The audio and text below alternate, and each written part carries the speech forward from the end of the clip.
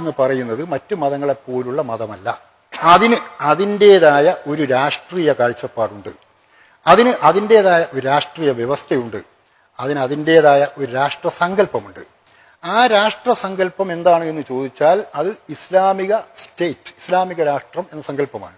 അപ്പോൾ ഒരു മുസ്ലിമിനെ സംബന്ധിച്ചിടത്തോളം മറ്റു പല മുസ്ലിങ്ങളും കരുതുന്നത് പോലെ പ്രാർത്ഥിക്കുക, 5 നേരം നമസ്കരിക്കുക, റംസാൻ മാസത്തിൽ നോമ്പനുഷ്ഠിക്കുക, പറ്റുമെങ്കിൽ ഹജ്ജിന് പോവുക, സക്കാത്ത് നൽകുക എന്നത് മാത്രമല്ല. മറിച്ച് ഒരു ഇസ്ലാം സമ്പൂർണ്ണമാകണമെങ്കിൽ മുസ്ലിങ്ങൾ ഇസ്ലാമിന്റെ ഭരണം സ്വന്തം രാജ്യത്ത്, പറ്റുമെങ്കിൽ ലോകത്തിൽ ഉടനീളം സ്ഥാപിക്കുവാനുള്ള പ്രവർത്തനം നടത്തണം. അതിന് വേണമെങ്കിൽ ജിഹാദ് നടത്താം എന്നൊക്കെയുള്ള ആശയങ്ങൾ ഈ പറയുന്ന മുസ്ലിം ബ്രദർഹുഡ് ഈജിപ്തിൽ പ്രചരിപ്പിച്ചു. അതിന്റെ താത്വികാചാര്യനായിരുന്നു സയ്യിദ് കുത്തുബ്. അദ്ദേഹം എഴുതിയൊരു പുസ്തകമുണ്ട്. മലയാളത്തിൽ ജമാഅത്തെ ഇസ്ലാമിക്കാർ വഴിയടയാളങ്ങൾ എന്ന പേരിൽ ആ പുസ്തകം മലയാളത്തിൽ പ്രസിദ്ധീകരിച്ചിട്ടുണ്ട്. ഇപ്പോൾ ചില ചാപ്റ്റേഴ്സൊക്കെ അവർ ഒഴിവാക്കിയിട്ടുണ്ട്.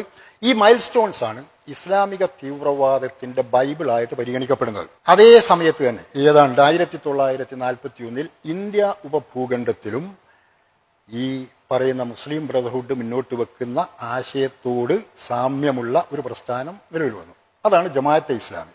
ഇസ്ലാം എന്ന് പറയുന്നത് സമ്പൂർണ്ണമാകണമെങ്കിൽ അതിൻ്റെതായ ഭരണവ്യവസ്ഥ സ്ഥാപിക്കണം. അത് സ്ഥാപിക്കുക എന്നത് മുസ്ലിങ്ങളുടെ കടമയാണ്. അതിനുവേണ്ടി ജിഹാദ് നടത്താം എന്നൊക്കെയുള്ള ആശയങ്ങളാണ് ഈ പറയുന്ന സംഘടനയും പ്രചരിപ്പിച്ചു പോകുന്നത്.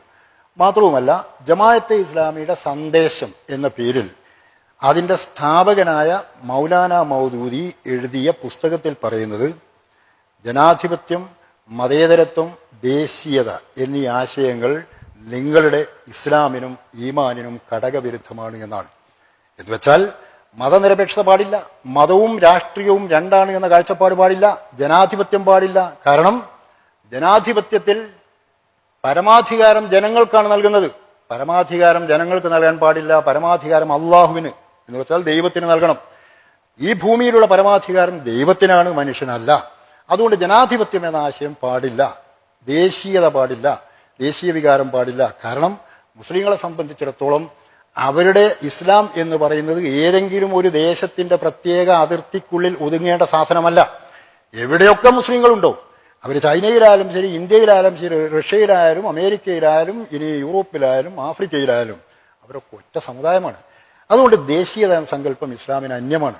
ഈ ആശയങ്ങളാലൊക്കെ പ്രചോദിതരായിട്ട് വന്നവർ തന്നെയാണ് പിൽക്കാലത്ത് ഈ പറയുന്ന ഇസ്ലാമിക് സ്റ്റേറ്റ് എന്ന ഈ ഒരു പ്രസ്ഥാനത്തിന് അല്ലെങ്കിൽ ആ പ്രതിഭാസത്തിന് രൂപം നൽകിയത്.